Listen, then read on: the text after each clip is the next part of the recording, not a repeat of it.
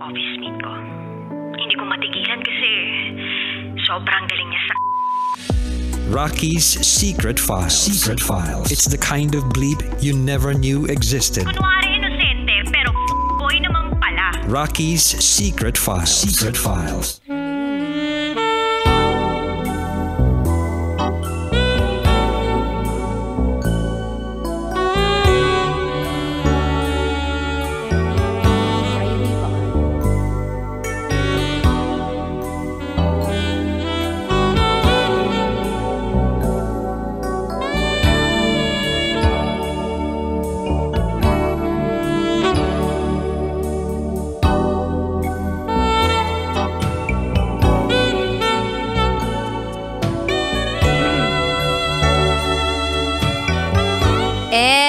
We're back. Kasama niyo pa rin si DJ Rocky and this is SPG as in Super Bacchanal na Secret File ng ating kabisyo na si Leroy. Si Leroy na sinubsob ang kanyang mukha sa ano ng kanyang dinidate na si Paki. Kaya lang, pagkasubsob niya, nilabas niya yung dila niya na makapangyarihan. Sabi niya, bigla na lang nakasugod. Suyod pala, hindi pala sugod, no? Nakasuyod ito ng mabato. Bato. So, nag-pack up na po siya. Imbis na humarurot pa ang kanyang biyahe papuntang langit, parang nakapunta lang po hanggang Chocolate Hills. Charot to with the rod. So pakinggan na natin yung mga kabisyo natin nag-share ng kanilang mga thoughts, comments, suggestions, and violent reactions. Ito pong sabi ni Oru Maito, kahit wala pang ilagay, goods na yan. Uy?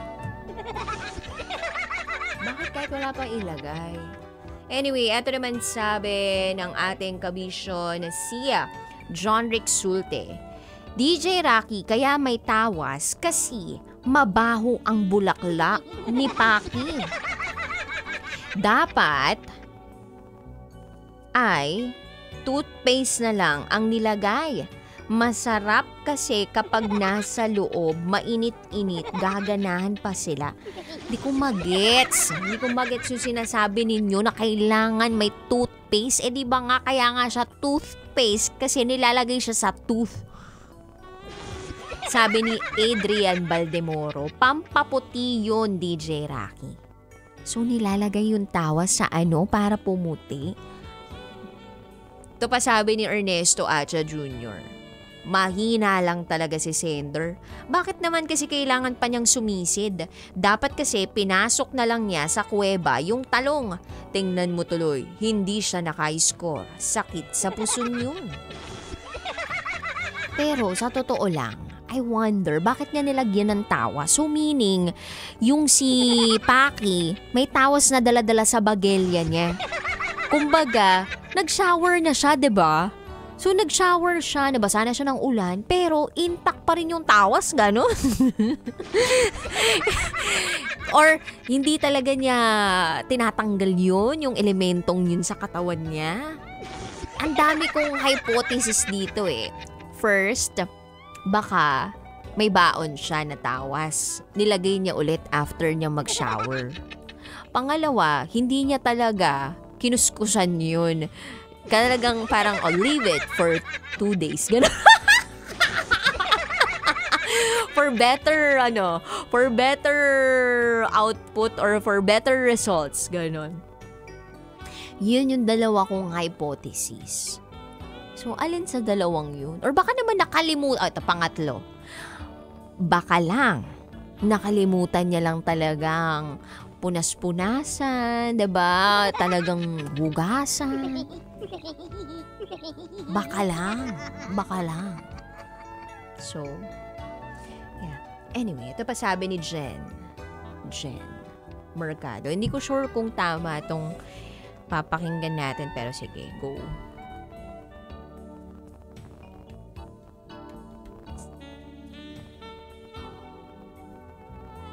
Ay, yun lang. Ulitin natin.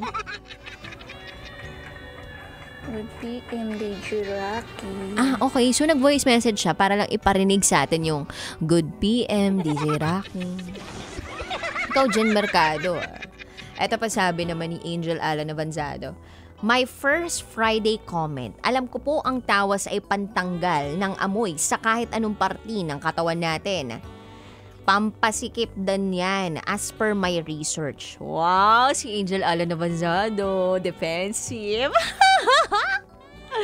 Talaga ba? Nakakapagpasikip yung tawas? Hindi ko alam yun ito naman sabi pa ng ating expert commentator, Brian Mariano. Pasok.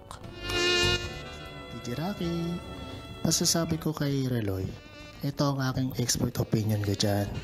Pwede naman ulitin ang paligayan nyo, pero turuan mo siya kung paano paglagay niyan sa ano niya. Dapat ang ipapagamit mo lang sa kanya, imbes na tawas, ay feminine wash. Yun lang dapat ilagay dyan para maging fresh ang ano niya at para ma-enjoy mo ang pagdila mo sa masikip niyang yun nga, kuweba. At ma-enjoy mo rin ang biyaheng langit. At sana maulit yung paligayan nyo kay Paki. Sa mga girls naman dyan, huwag kayong kagamit ng tawas kasi scam yan. Hindi naman nakakasikip ng ano yan eh. Yun lang. Dapat feminine wash ang gagamitin mo. Ilan DJ Rocky, salamat. Feminine wash. Pwede namang gumamit ng ganun. Ewan ko sa inyo. Sabi pa dito, tamang pagpapasikip ng kuweba ang tawas. Magkakaroon kasi ng impeksyon. Tsaka kusa yan nasisikip sa katagalan kasi elastic yan na parang goma. Kapag gusto maging fresh, feminine wash lang dapat. Ito pa sabi ni Charles Sancho, naranasan ko ring malasahan yung tawas pero iba yung naging senaryo ko dito kasi every time na naliligo ako, syempre pagkatapos ng punas-punas din sa buong katawan tapos magtatawas. Powder kasi siya as of the moment pero ang hindi ko alam, after ko magtawas, uminom ako ng tubig pero nung pagkainom ko, nalasahan ko yung tawas. Nilabas ko lahat kasi nakakapanlumo at nakakasuka. Maya't maya mga ngati na yung kilikili ko kaya never akong nagtatawas. Pero ang sensitive ng pang-amoy ng nanay ko kahit nga deodorant, bahong-baho pa rin siya sa akin.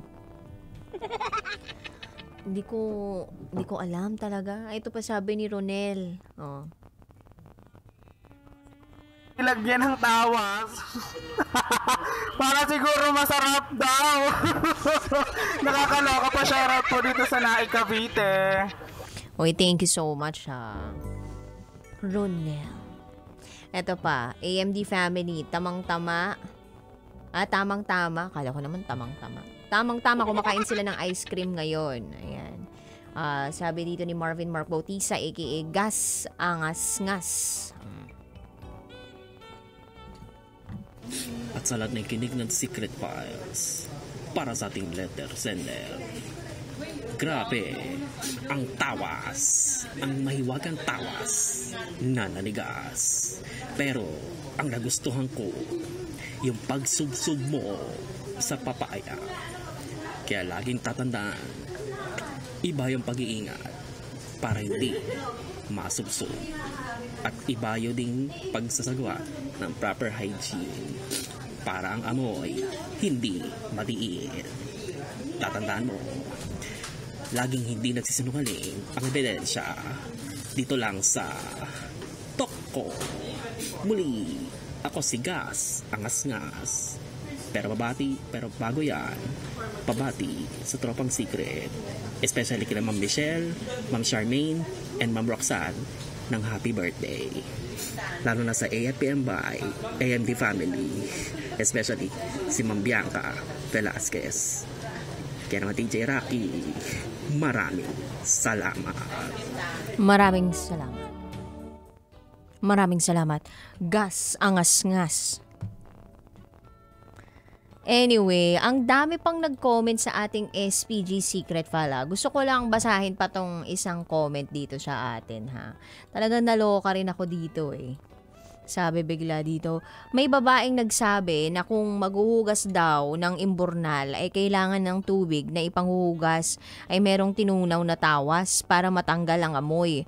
At kung hindi na raw V as in virgin ay nakakapagsikip daw ito uli. So, yun daw yung power ng tawas.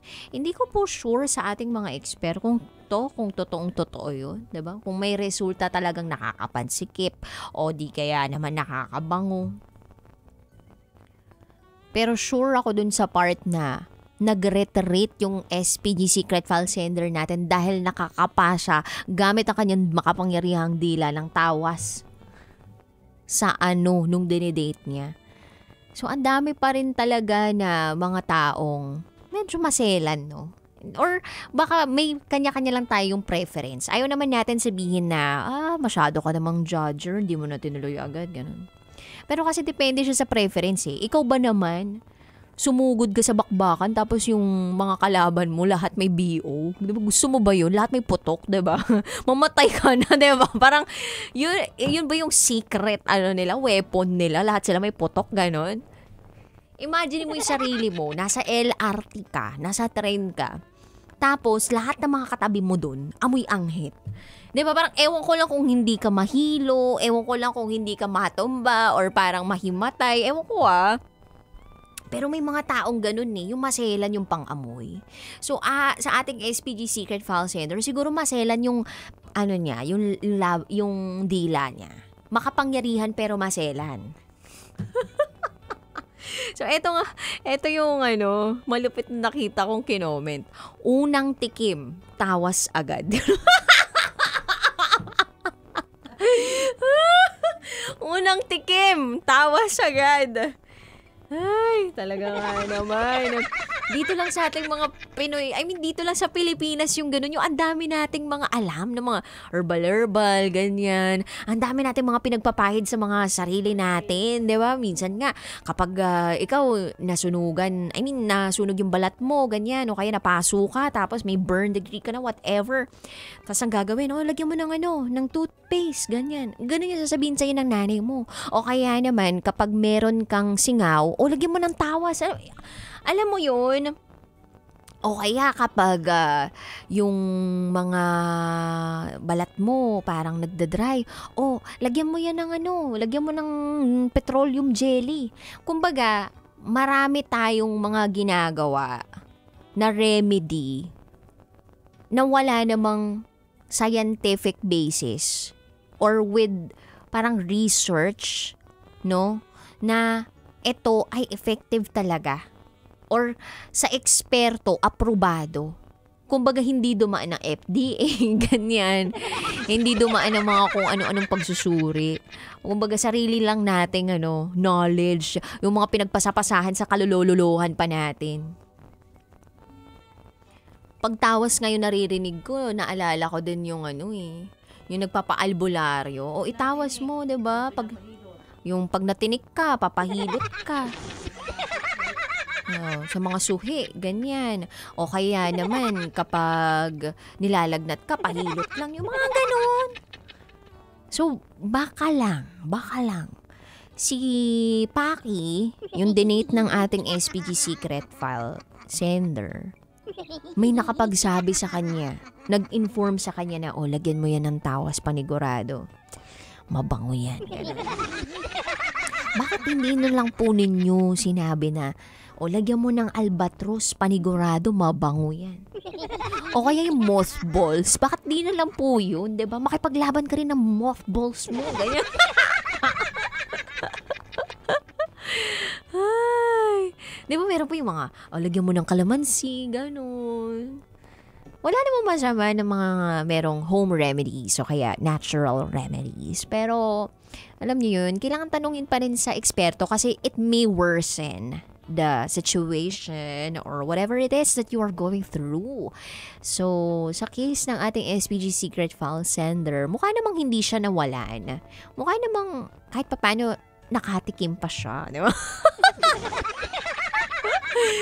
Lesson learned. Shower together to conserve water. Tapos doon mo na isa-suggest ko ano maganda. Or baka di na lang talaga super bet ng ating SPG Secret File Sender, si Paki. Kumbaga na turn off na siguro siya sa maraming aspeto. So, yun lang naman. Ako, kanya-kanyang preference, kanya-kanyang turn off, turn ons, kanya-kanya eh. Kumbaga, hindi natin pwedeng ipilit yung isang tao na, uy, ang babaw mo naman kasi baka para sa kanya nagmamatter talaga yun.